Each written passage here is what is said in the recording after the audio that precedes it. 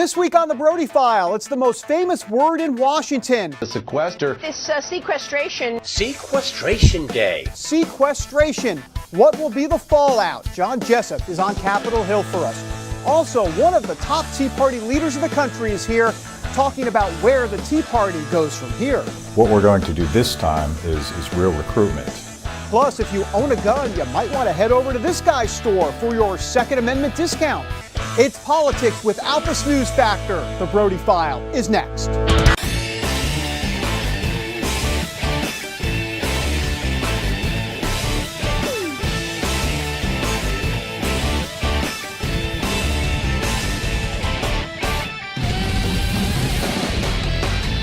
And welcome everybody to the Brody File. All right, we hope you're having a great week because, well, Republicans and Democrats sure aren't. Actually, when do they ever have a good week?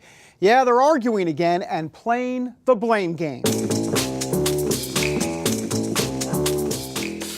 This time they're arguing over a word that the majority of Americans really just haven't the slightest idea what it means. I mean, we're talking about the sequester or sequestration. That's all you hear inside the Beltway. Sequestration. The sequester. The sequester. The sequester. This sequestration. Sequestration Day. The sequestration thing? We are not close to an agreement on sequestration. This is all about spending cuts. $1.2 trillion over 10 years, $85 billion over the first year. They have now officially gone into effect because, well, both sides couldn't reach a better deal. The White House says it's the Republicans' fault because the GOP wouldn't agree to a bill that had some tax revenue in it. And meanwhile, Republicans blame this on the White House because they say it was the president who came up with this idea in the first place. Plus, they also say President Obama really doesn't even want to cut spending. So whose fault is it? Well, we think it's John Jessup's fault. So we brought him on the Brody File to discuss that. No, not John's fault, but he is on Capitol Hill keeping track of the blame game and the sequestration fallout. John, this is so Capitol Hill. You're right. And Brody, just before we go too much further, let me just say this. I'm going to use a famous political line. There you go again with the blame game. Thank you, Ronald Jessup. Well, what I picture here is basically a race where all of Washington's involved. And the finish line really is sequestration. You have everyone racing ahead of sequestration's implementation, trying to avoid it. And the closer and closer people got, that line became radioactive and people pulled away. They didn't even want to touch it. So now that sequestration has actually gone into effect, you're beginning to see a lot more people not even attempting to say that it's bad. Sure, they may all agree that they don't like the way or the approach that the cuts are made. However, fiscal conservatives especially say, despite the uneven hand with 35% of the cuts going towards the military, these cuts are necessary because Washington has a massive spending problem. What is being done really to kind of avoid this whole big massive cuts through the 10 years? Well, as I mentioned, there was a lot of effort before the sequestration actually took effect. Now you're seeing a lot more people actually back away from doing anything. And I think we won't see any real effort to prevent this first year, of course, $85 billion in cuts, but we won't see any real effort until more pain is felt at the local level. Of course, you've heard a lot of people talk about the potential of government furloughs. You've heard potential talk of longer lines at airport security. We don't necessarily know how all of this is going to play out, but until it affects people at the local level, I don't think you're going to begin to see an effort to begin to roll back some of the effects of sequestration because, as you mentioned, it's $1.2 trillion over the next 10 years, and until it hits people right in their backyards, I doubt that you'll begin to see that effort to rally to prevent these cuts from taking place. John Jessup on Capitol Hill keeping track of the budget cuts. Speaking of budget cuts, no lunch from the Brody File today, John. We apologize for that. Always can count on you guys. Thanks. All right, John. Well, look, one of the reasons we are even having this discussion over spending is because of the Tea Party. I mean, they're the ones that significantly shifted the conversation in this country a couple of years ago. One of the big guns in the movement is Matt Kibbe. Now, he's president of Freedom Works, and they're gearing up for 2014 with candidate and activist training. We sat down and talked to Kibbe about all of that, plus his falling out with longtime mentor and former Freedom Works chairman, Dick Armey. So tell me where you guys are at exactly with candidate training, because for a while now you've been doing it, but now seems extremely integral. Oh, it's a big issue, and I would take it even a step further. What we're going to do this time is real recruitment. If we look at a potential field and we don't see someone with not only the right values but the right practical skills to win a statewide election, in the case of a senator, we may have to go find that person. We have talked to Stephen Law. He's been in that chair. I am curious as to what the practical implication is of this battle that's really brewing within the conservative and really the Republican Party.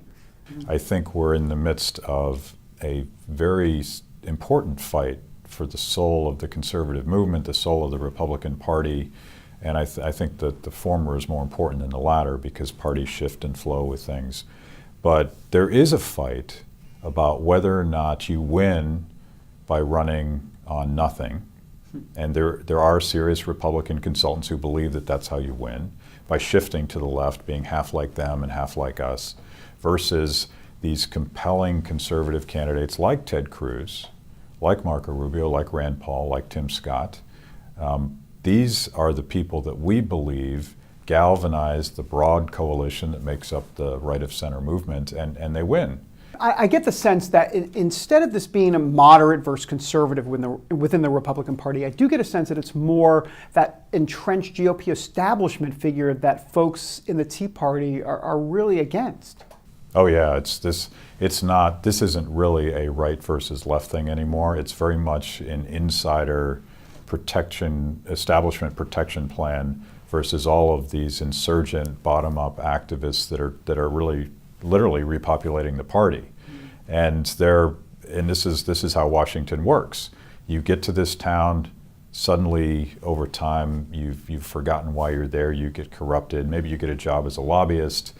Maybe it's better for you to know the committee chairman and be able to drop that special provision in that bill versus the broader mission of balancing the budget and limiting government and making sure that power remains with people, not the insiders. And I think that's the fight that's going on now. Look, speaking of clashing, I have to ask you about what went down at Freedom Works with Dick Armey. I know he was your very close personal friend. I mean this was tough, especially from a personal standpoint. We were very close, and he was almost like a father figure to me. And I think that some of the vitriol that emerged when Dick Armey and Freedom Works went our separate ways is from that close relationship we had and other people on staff. Mm-hmm. But I do think that the best way to understand this is it is kind of a generational change that looks a lot like the Tea Party movement. There's younger people coming in, and they're less encumbered by the old rules of well, he's a Republican, so we shouldn't go after him. Mm-hmm. So I think that's part of it, but it's tragic. It's the most embarrassing, sloppy transition in the history of Washington, perhaps. That's Matt Kibbe here on the Brody File. All right, time now for a story about evolution. First, President Obama said he was for traditional marriage and thought the issue of gay marriage should be left up to each individual state. Now he's a supporter of same-sex marriage, and his administration is arguing against a state's right to decide the issue of marriage. Confused? Well, hey, Jenny's not. Jenny in the B Block is here to explain what's going on. She's so anxious to tell us about it, she can't even wait for the B Block. So this week, she's Jenny in the A Block. Yeah, I know. Jenny, President Obama is getting involved in a big Supreme Court case. Yeah, David, the president said it was important to articulate that his administration stands for allowing homosexual couples to wed, as the Supreme Court considers the constitutionality of California's Proposition 8 law that bans gay marriage. The Obama administration filed a brief in the case, arguing that the law violates the Constitution's equal protection law. I think that the same evolution that I've gone through is an evolution that the country as a whole has gone through. And I think it is a profoundly positive thing. The Supreme Court hears arguments in this case at the end of the month. And David, the big question is just how much influence the president's brief will have on the court. You know, I also want to bring up something while we have you here. Sequestration and the Democrats. The Democrats have this very unique strategy when they're going against the Republicans on this. Talk to me a little bit about that. Yeah, David. Well, you know, approval ratings for Congress, they've been in the tank for a long time. But since the sequester cuts went into effect, President Obama is watching his approval rating slip into the 40s. And I think this reveals that Americans are just tired of inaction in Washington. So now the spin machines are shifting into high gear. I don't understand the hysteria. Using the Twitter hashtag GOP sequester, Democrats are pulling out all their PR tools to blame Republicans and paint them as out of touch. Meals on Wheels is another program that could be affected by the sequester. We don't need the cuts. We need these hot meals. Republicans, meanwhile, are reminding their base the sequester was Obama's idea. I will veto any effort to get rid of those automatic spending cuts. It's so troubling that just 10 days from now, Congress might allow a series of automatic, severe budget cuts to take place. The GOP is using its spin machine to paint Obama as a flip-flopper. So if there's been such havoc wreaked, allegedly, by sequester, imagine what the cries are going to be when we're actually tackling entitlement program reforms. I think we need to get rid of all this kind of apocalyptic rhetoric and just be honest that government has gotten so big and that we cannot continue to sustain trillion-dollar deficits. Spending is the problem, and so spending has to be reduced. David, as you know, President Obama has an ambitious second-term agenda: deficit reduction, immigration reform, gun control. You can expect him to work very hard to avoid becoming damaged by the sequester. Jenny in the B block, who's in the A block. we appreciate. You get paid more when you're in the A block? I do. Well, we'll keep you in the A block then. Thank you, Jenny. All right, when the Brody file rolls on, how about a store in Virginia that is giving discounts to gun owners? Caitlin Burke, along with that story next. Today we're on a field trip to discover what inflation is doing to our paper money. In this hand is a $20 bill, and in this hand is a $20 US gold coin. They used to have the same buying power, but how much can they buy today? In this first basket is what my $20 bill buys: milk, bread, peanut butter, and jelly. And here's what one $20 gold coin will buy: 6 baskets full, worth nearly $2,000, almost 100 times more food, simply by owning gold dollars instead of paper dollars. History shows that the gold coins have been the best way to beat the rising cost of living. So class, the moral is that unless you want to live on peanut butter and jelly sandwiches in the future, you should turn some paper dollars into gold coins now. How and why is explained in a new book, The Great Debasement. Call the number below for a totally free copy. And that's the simple truth. Help! If an emergency happened right now, you can have help at the push of a button with Medical Alert. Remember when I took that fall, Mary? Oh, yes, that was terrible. Yes, it was. Help! And I thought, what if you hadn't been there? I ordered my Medical Alert the next day. I can't describe how safe I feel now with my Medical Alert. You didn't know I was wearing it, did you? Medical Alert is easy to install, waterproof, and covers you inside your home and out. It helps me feel safe from fires, break-ins. And of course, a Medical Alert. And if you don't have a home phone, don't worry. They have that covered. There's always help at the push of a button. Don't wait till you need it. Get Medical Alert for less than $1 a day. There are no long-term contracts. Order now and get your second button free. Call for your free brochure. For your free Medical Alert system with second button free, call 800-575-8507. And welcome back to the Brody File. All right, this next segment is about guns. Not Top Gun or Naked Gun or Annie Get Your Gun. I went old school there, by the way.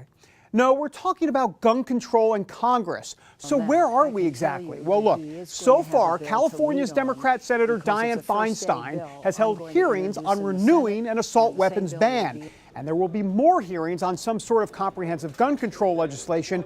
Look, other than that, nobody's quite sure of the outcome. But the president says if he has to step in and do something unilaterally, he will. I'm confident that there are some steps that we can take that don't require legislation. And that are within my authority as president. Where you get a step that has the opportunity to reduce the possibility of gun violence, then I want to go ahead and take it. You know, here's a big sticking point. The issues of sequestration and immigration could push gun control out of the headlines and political picture. We are going to monitor that here at the Brody File. All right, here's a question for you. If you're looking for a coupon, where do you go? Some go online, others go to the newspaper, but wait, stop. Brody File contributor Caitlin Burke has found a place where you don't need any of that. You just need to pack a little heat. Caitlin, what did you find out? Hey David, I'm here at All Around Pizza in Virginia Beach. This used to be a one-man shop until a promotion to support the Second Amendment right to bear arms changed everything. Jay Lays is passionate about pizza and guns. He's combining the two in his new special, a 15% discount for anyone who brings in their concealed carry permit or an open carry firearm.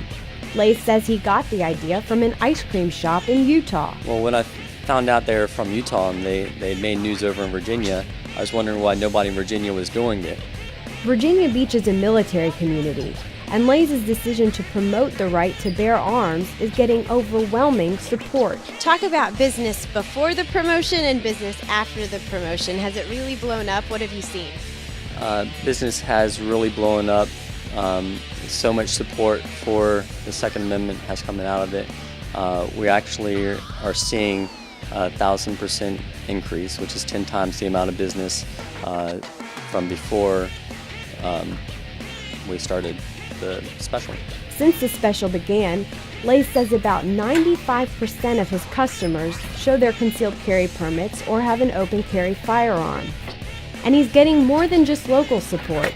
Major media networks are now spreading the story across the country. Once Jay's discount started to get national attention, he got some pretty long-distance customers. This particular order was sent in from California by Calico Light Arms manufacturer, and since they couldn't be here, they wanted to support us by buying 5 large pizzas and to help our community out by donating it to our homeless shelter. Why is it important for you to support the Second Amendment right to bear arms? It's very important to me because it was built into the framework of our government, and without it, I believe that the system wouldn't work, because the Second Amendment is the only insurance that we have against the government being too oppressive on the people. David, Jay's also been reaching out to other businesses in the area, hoping that they'll join him in taking a stand for the Second Amendment. Very nice. All right, well, don't mess with Texas and don't mess with that guy either. All right, when we come back, the curious case of Chris Christie, why he is in trouble with conservatives. Back in a moment.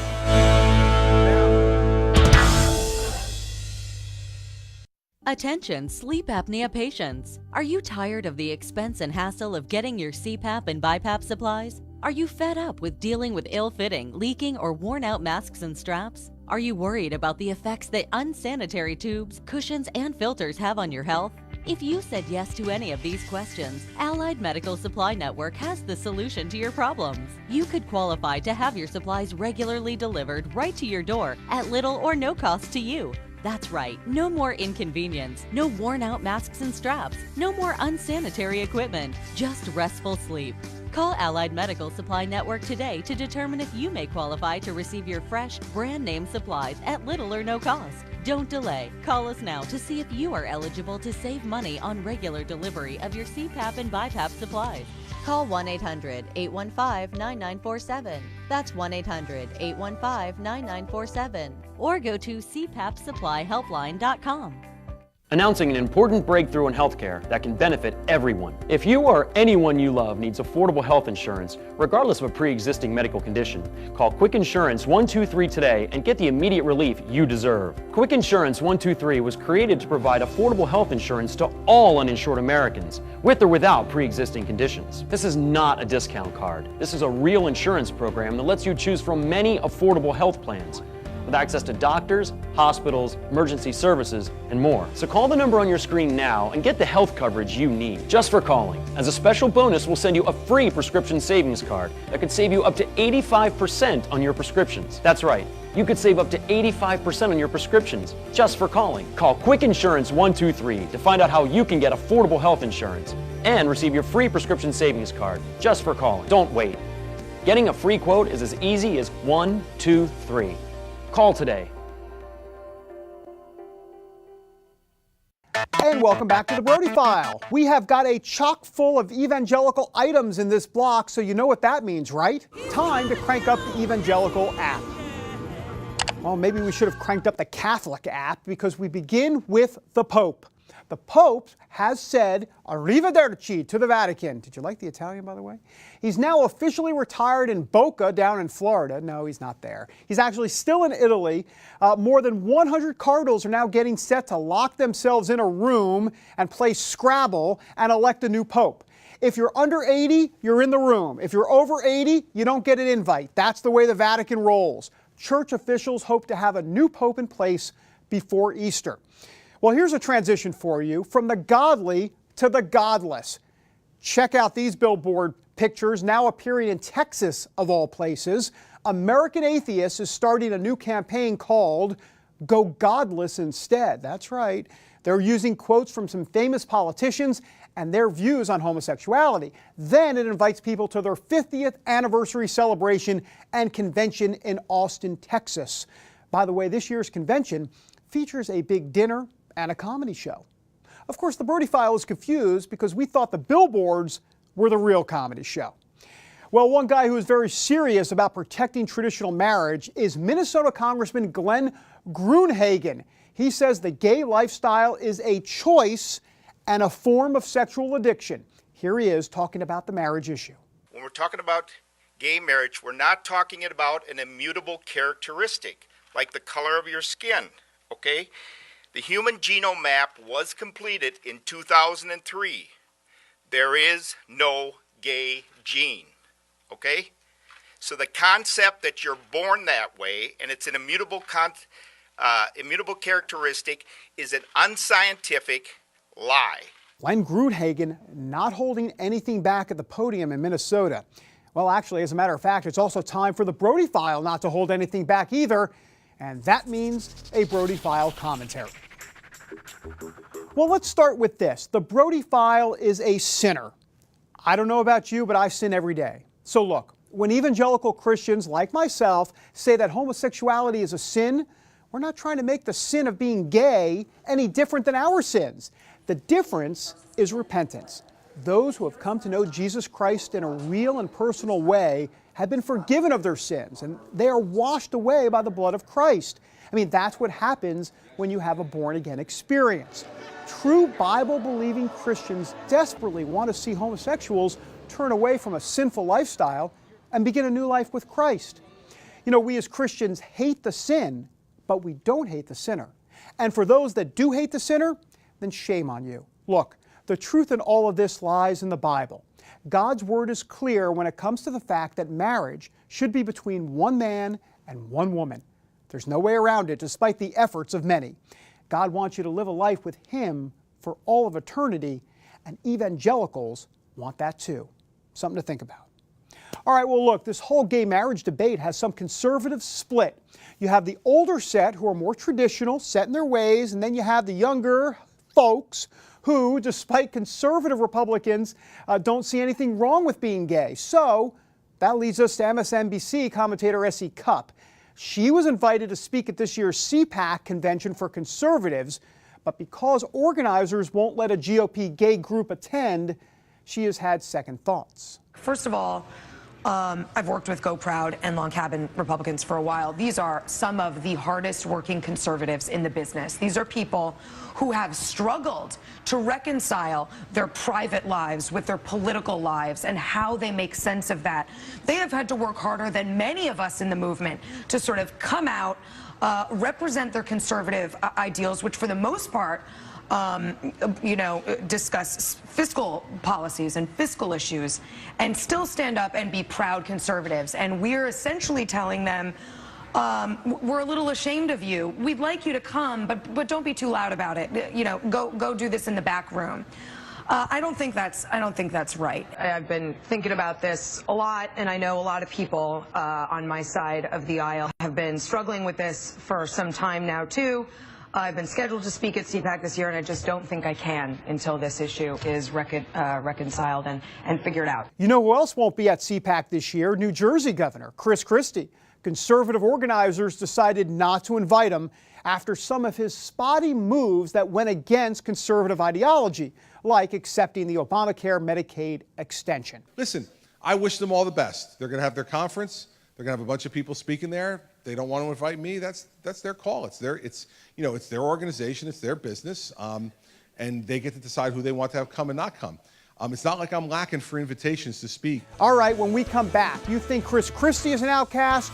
Wait until you get a load of this week's Oy Vey Moment of the Week winner. Back in a moment. The game show of biblical proportions is back with more action, more fun, more stars, Kirk Franklin, Mary, and more nuns. The nuns just whooped you, man. The American Bible Challenge Season 2 premieres Thursday, March 21st at 9/8 Central, only on GSN. Visit GSNTV.com to find GSN in your area.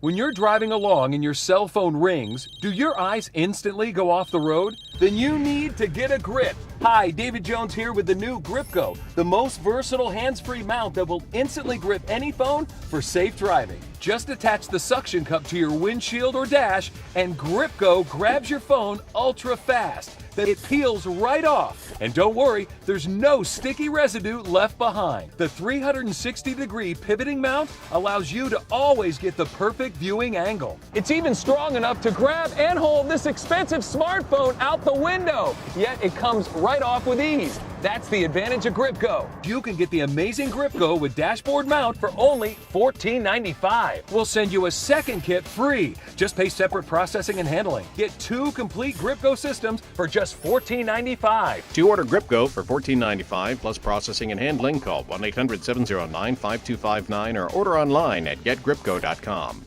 The game show of biblical proportions is back with more action, more fun, more stars, Kirk Franklin, Mary, and more nuns. The nuns just whooped you, man. The American Bible Challenge Season 2 premieres Thursday, March 21st at 9/8 Central, only on GSN. Visit GSNTV.com to find GSN in your area. And welcome back to the Brody File. All right, before we leave you this week, let's get right to this week's incredibly nauseating Oy Vey Moment of the Week.